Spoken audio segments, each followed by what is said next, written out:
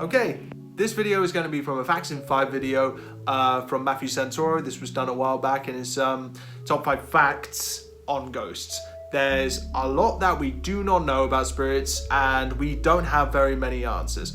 There are certain things in this video which I find might be plausible. Certain things I definitely don't agree with at all, mostly due to that I've never experienced it, or there is just no evidence to support this. So I can only sort of go by my experience, by scientific research and the basis of that. So it's not a complete criticism. There is certain things which I find are plausible in this video, and I just want to make clear I am a fan of Matthew Santoro. I am subscribed to his channel, have been since 2012. This is in no way to discredit him or to throw any shade at him. So Matthew, if you ever see this, this is no shade against you, okay? Just want to clear just a few things up, all right? So please don't hate me for this video, please. So what are ghosts? Ghosts are the souls or spirits of deceased people or animals. While it is commonly believed that a lot of spirits are in fact the spirits of deceased loved ones and people that live in this reality, there is other assumptions that they could be anything such as aliens. They could be people from an alternate universe, could just generally be interference. It could be anything. It's not been proved by scientific method, and it's not been proved otherwise. Through people that do ITC like myself, and through people who do spirit communication sessions all across YouTube, it's believed that they are mainly the spirits of dead people from the communication and so forth that we get. So that's the best presumption that we have, but are they dead people? We don't truly know.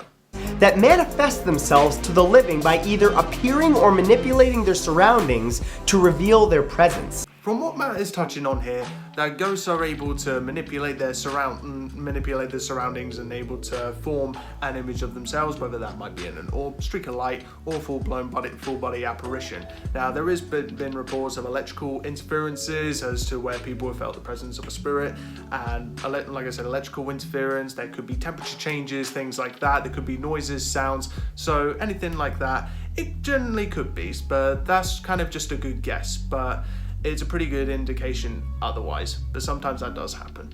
Spirits can often appear as orbs, streaks of light, mist, shadows, and full body images of how they appeared in life. From what we know from spirit photography, spirits can supposedly, over time, again, these are not confirmed, that they can show themselves in things such as water, fire, smoke, show themselves in even clouds even, but which could just be pareidolia, so you see something there which is not there. Or orbs are generally very much, in my opinion, confused as dust or other kind of debris that's flowing in the air. Not always. Sometimes they look for things such as intelligent movement from these orbs, and also the radiant light which they can put out.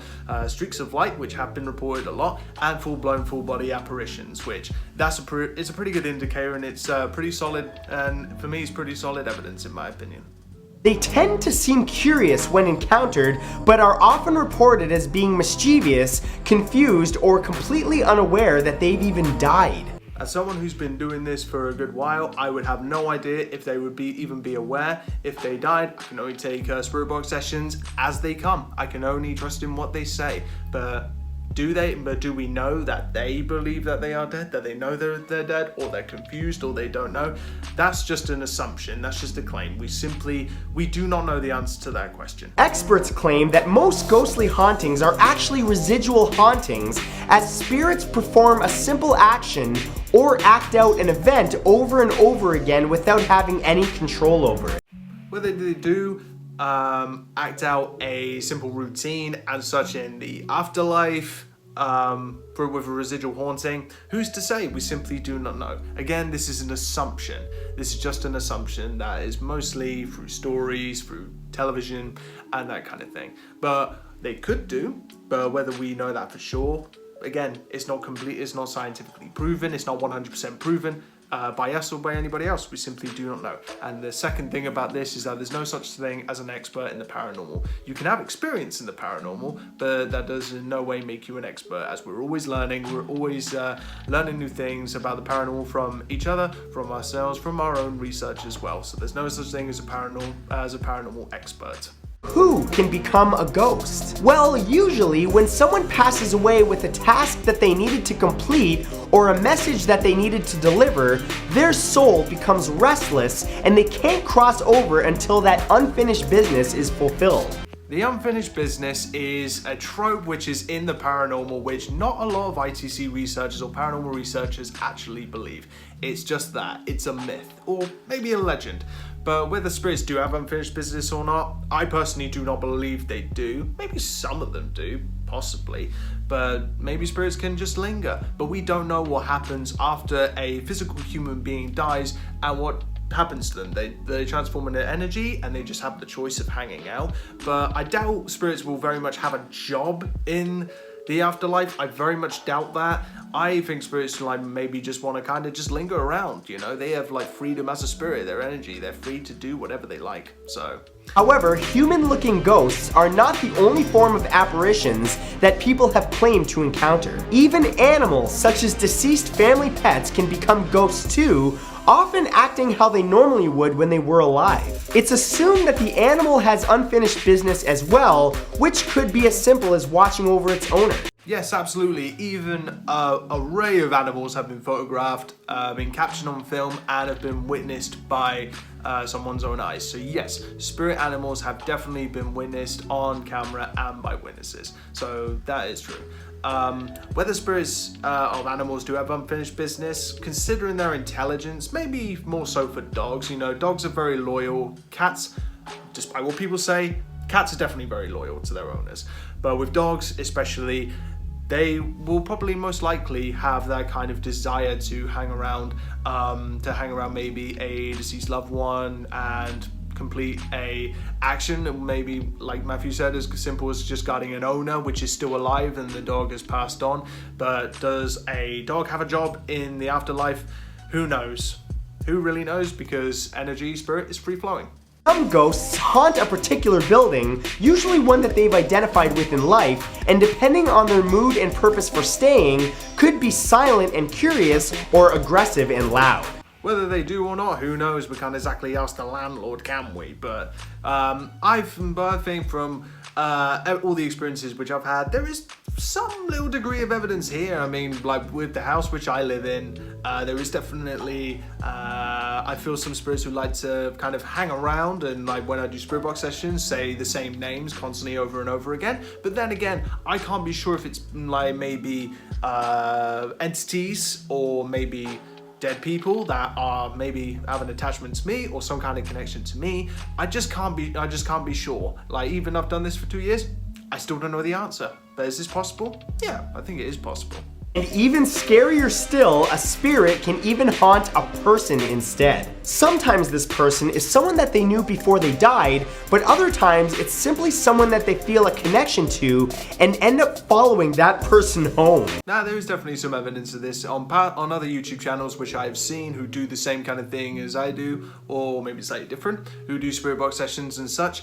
There are certain people who say they have a spirit guide or they have the same spirits kind of coming through constantly no matter where they are or wherever they go. So could a spirit be attached to you? Yeah, quite possibly. But I don't think it's something that you should be afraid of. I don't think it's something that you should fear at all. So it could be, like I said, it could be a family member, could be somebody that maybe you knew in a past life.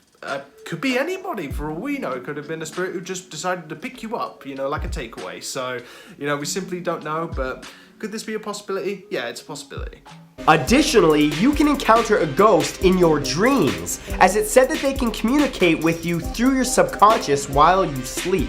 When it comes to dreams, there's a lot of skepticism around dreams, especially can spirits show you things in your dreams which maybe can help benefit you in life? Who knows? But it's 95% of the time you can forget your dreams. Most of us do forget our dreams, but sometimes some linger with us. Could there be a particular meaning behind it which maybe manifests itself in the future?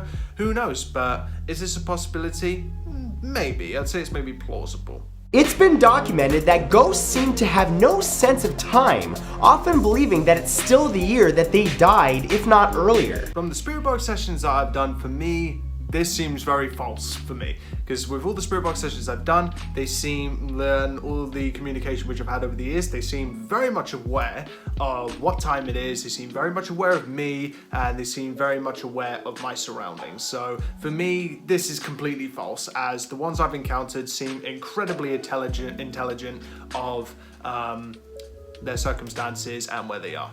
They tend to appear to people when they want attention and usually are seen first by animals and children. Yeah, for sure. I feel like this one's plausible. With cats especially, I have a cat, Ishta, and she seems to see things a lot more earlier than I do, and I've seen her react certain things a lot quicker than what I do. So for this one, yeah, I think there is definitely some correlation with this, and I think it can happen, yeah.